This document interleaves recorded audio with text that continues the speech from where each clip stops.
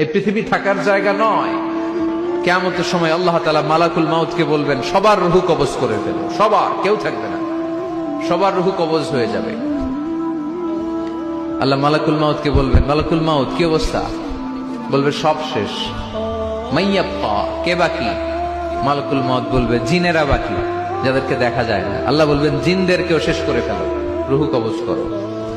মালাকুল মাউত আজরাইল জিনদের রূহ কবজ করবে।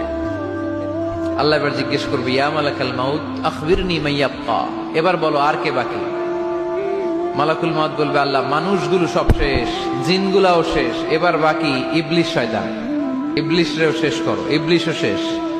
আল্লাহ আবার জিজ্ঞেস করবেন, ইয়া মালাকাল মাউতি মাইয়াব্বা, আর কে বেঁচে আছে বলো?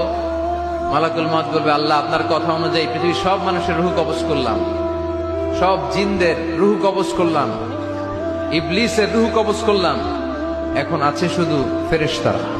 আছে কারা? যাও ফেরেশতাদের রূহ কবজ করো, ফেরেশতাদের রূহ কবজ হয়ে যাবে। এবার আল্লাহ জিজ্ঞেস করবেন, ইয়া মালাকাল মাউত আখবিরনি মাইয়াব্বা। মালাকুল মাউত বলবে, আল্লাহ আপনার কথা মতো ধরে ধরে সব শেষ, ফেরেশতাও শেষ, চারজন ছাড়া।